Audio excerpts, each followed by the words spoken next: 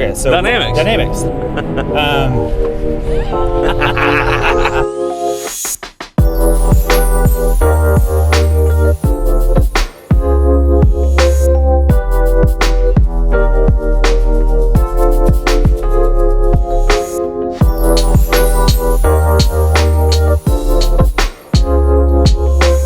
First of all, we were in Texas. This is really cold. Really cold. It's 9 called- degrees right now. It's called the Siri, Umi, Zumi, something I don't know. storm. Something like that. It's 9 degrees. Yep. We barely get under 20 around here year round. Yep. So what a great time to have this truck. Oh, perfect. Perfect. So exterior, what are your thoughts? It's all right. Okay. That's how I feel. What do you like? What do you don't like? I do like the AEV stuff. I like the front bumper. I like the rear rock rails. I think that looks the coolest, probably the rear rock rails. Yeah, those are That's super my cool. favorite part. How it tapers up to the back. That's my favorite part. Yeah, I think I that looks awesome. I don't like the gray on the front bumper here Okay, you stand alone on because that. you can That's get okay. you can get an AEV bumper without that gray. It's black like this is here. I think that would look better. You could also just rattle can that black. So if that's a deal breaker. That's for true. you, I'm just saying. I also think this. Now I will say this does look better than the other weird grill on the ZR2s. Yeah. Okay. So Right. you're getting to my synopsis, and we'll get into the details in a second. The best part about this is it doesn't look like an angry insect. the other one does. Now, granted, the standard ZR2 has a better cutout for wheel clearance. True. But I don't know how necessary it is because there still is a low point here that you're going to hit. Yeah. But the wheel does have clearer travel straight to the front. That's true. But this one has a winch plate in it already. You can put a winch on this, which is really cool. And if you bought these AEV parts independently, it would cost more than getting it from the factory. Yeah, it's a pretty good deal getting it from Chevy with warranty. $5,700 for all the protection. What you can't see is the boron steel skid plates underneath. Yep. And the only exposed portion is the transmission pan. That's it. And it's so high up in the frame rail, it's probably not a problem. And they do make an aftermarket part for that if you want it. Some other goodies you get, fender flares are bigger on this compared to the regular ZR2. You get much better looking wheels, I think. Although we were still able to get some mud on the side of the truck with the fender flares. We were, but better than some other off-road vehicles to mess with. I can't ignore it. What do you like about the wheels? I think they look great. They look That's like a another rally AEV. wheel. I like that. The center cap looks machined. It looks like a rally wheel. It's a good looking wheel. It's a good looking wheel. Rock rails. Yeah? Okay, so that goes all the way around. And like you said in the back.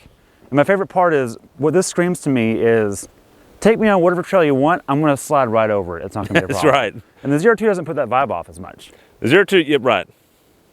Okay. Good point. It's pretty cold. You wanna get inside? Let's go inside. Okay.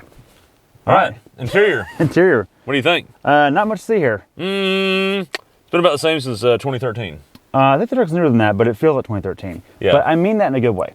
Yeah, it's a good retro vibe. It works, okay? So we've had a lot of really new stuff lately, and not everything has worked like it should. And I got into this and immediately thought, I'm gonna try that feature.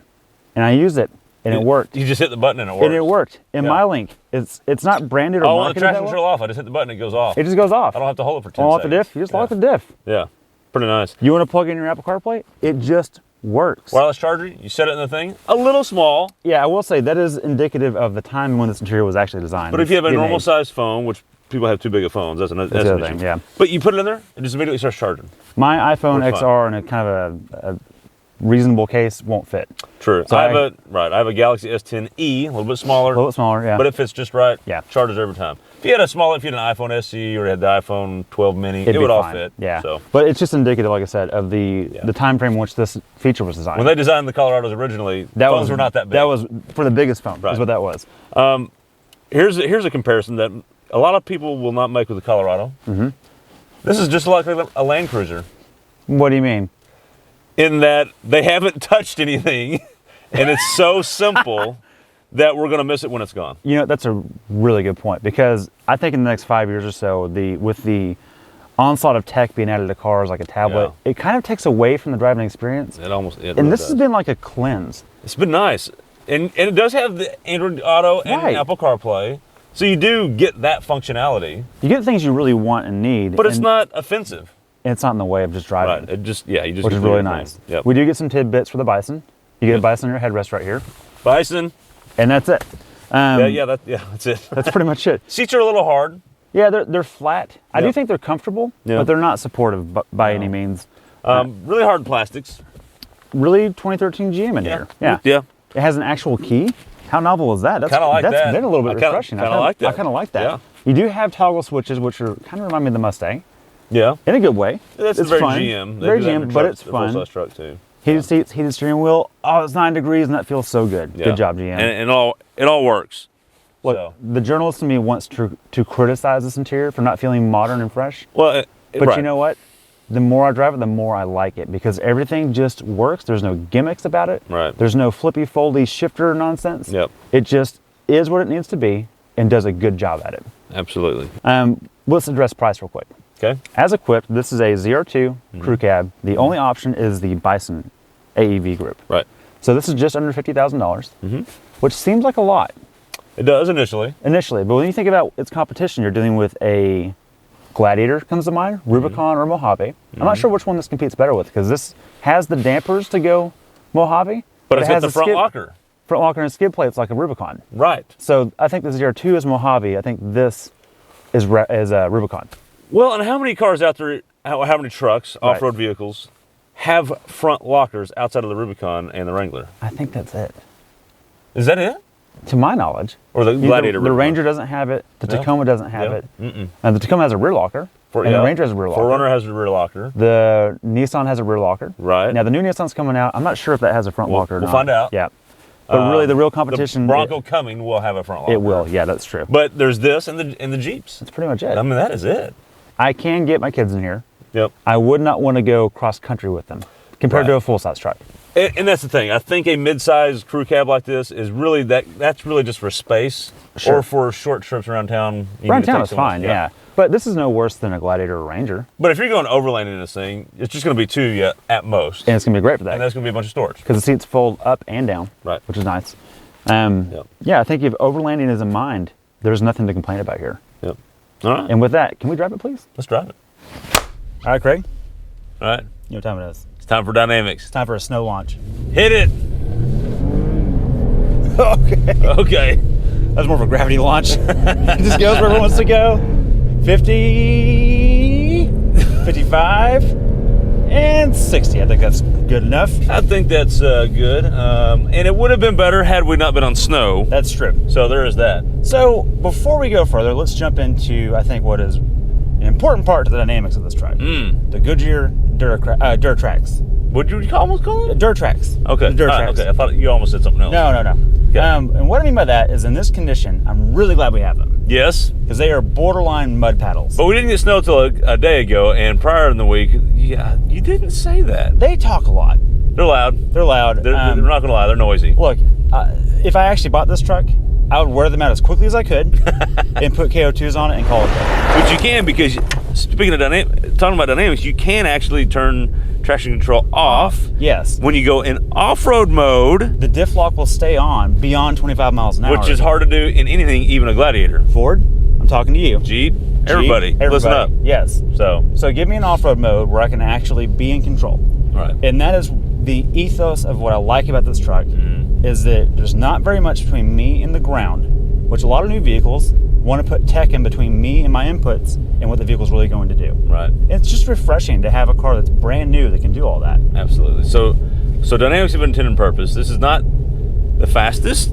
This is not the best riding. No. This is not the most off-road capable, but it's really good, has a really good ride.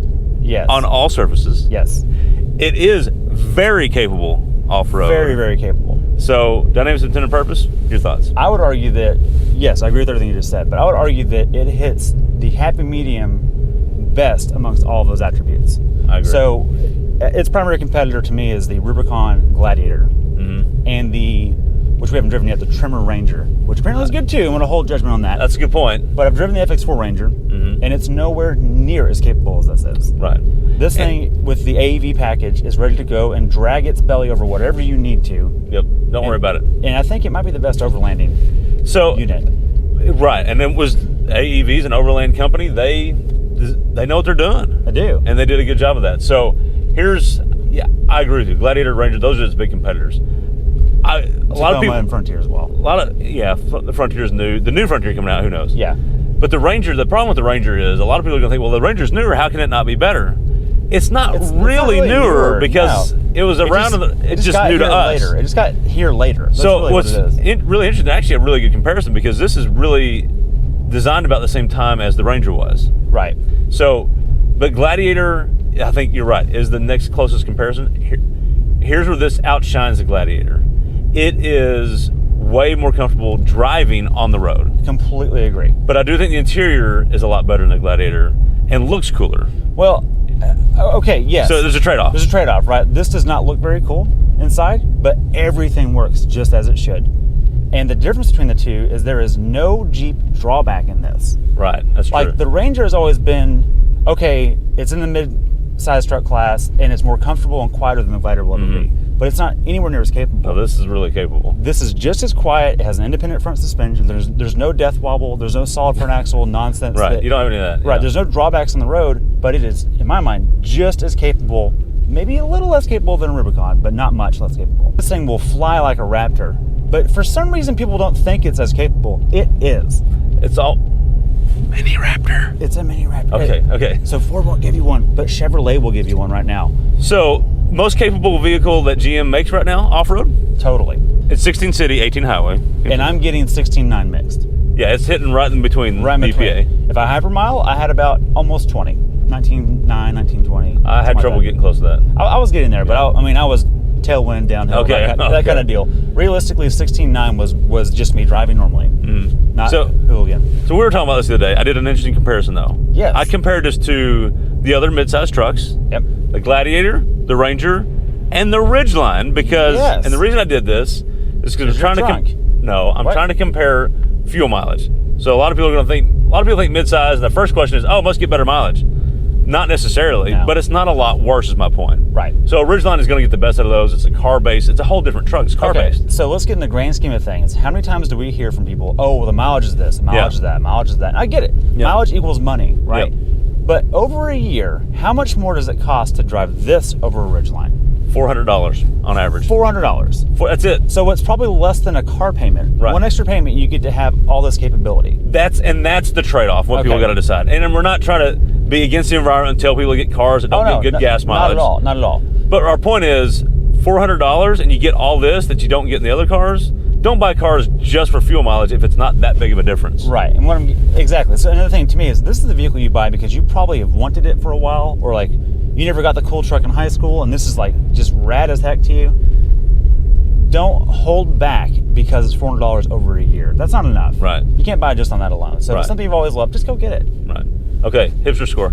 I am ready for this. Okay. 3, 2, 1, 2. 6. What? Wait a minute. What did you get? Did you say 6? Yes. What is wrong with you? I can explain your wrongness. Are you ready? Okay, yeah, go ahead. This is impressive how you haven't been this wrong in a while. Oh, you haven't been this wrong in a while. Okay, go ahead. Go ahead. I'm not even saying it. You just go ahead. 4 points off the top. For what? For being Overland focused. This is the only Overland focused vehicle you can buy. There are vehicles that can Overland, but General Motors literally went to AEV and said, I want to go across the road of bones between Russia and Mongolia. What should I do to this? Okay. And that's what we're driving. Because that gets you forward. 4. 1 more for CarPlay. Okay. Apple CarPlay. 1 more for being a small pickup. Okay. Well, here's where I was. Actually, you're not as bad as I thought. That's the wrongness. I think maybe 4 is a little bit generous just for the Overland ability, but that's pretty good. Okay, we can argue that. I'm actually going to revise mine to a 3 because I think you're right on the Overland thing. I forgot the Overland point. So, and here's where look, we mentioned Mini Raptor earlier. We did, yeah. If a Raptor's a 1 on our scale or a 0, okay, the Mini Raptor can't be a whole lot higher, right? No. So that's why I gave it a 2. Well, hang on. Raptors are cool, but they're just not good for the environment. The Mini ones. We just talked about the mileage not being the greatest in this. Okay, but it's better than most full-size trucks. Okay, fair point. But right there, it gets a few more points than the Raptor because it's mid-size. And you're right. I probably should get a little more points than I did previously for the Overland ability. So maybe a 3 is better than a 2. You're right. So, okay. But anyways, I don't think it's much more than that because the mileage penalty and the scary off-roadiness. I don't know if that's real hipstery, but anyway. So there's scary there. Okay. Well, anyways. All right, great. Okay. So Brian, who's this car for? I think this is for the guy that thinks the Gladiator is super cool, values overlanding, but actually needs to drive it daily and maybe take some road trips with it. Oh, okay. Because the biggest difference between the two is there is zero Jeep drawback to this. Although you're giving up some Jeep image, and it is not as nice to sit in or cool looking as the Gladiator is. Mm-hmm. It's kind of my take on it, because I look at it that way and go, oh, I can do all the Jeep stuff without any of the Jeep noise and poor drivability. Right, on-road. On-road. Yeah, I agree. I think this car is for someone that is looking for an off-road vehicle, an off-road truck. Right. They want to take it to, not necessarily rock crawling, but they want to take it to an off-road park. They want to take it off some forest roads. They want to go on an off-road trip, maybe an overland trip. Overland trip, yeah. And a lot of people immediately turn to the Toyotas of the world, the Tacoma. Oh, totally. Which there's a good reason. They're really reliable. Yeah, sure. Or they look to the Gladiator because it's such a really capable truck, off-road. Yes. But there's the penalties of the Gladiator on-road. There's the noisy. This is more capable than the Tacoma. Yeah. And drives better than the Gladiator on-road. I think this splits the difference between those two. It's honestly better than either one of those two. Again, I think that's who this truck's for. This truck is a happy medium. I think it is. And on that, thank you for watching. Yes. Before I forget, listen to our podcast. Mm-hmm. We're going to talk more about this. We haven't talked about this one yet. I'm looking forward to that, actually. Yep. And stay warm, because it's really cold today. It's 9 degrees today. It is really cold. And if you live up north, you can laugh at us and make fun of us in the comments. Totally. This is just nothing, and we're just a bunch of sissies, which is probably true. But if you live in Texas, you know what we're talking about. Yeah. Thanks for watching. Have a good one.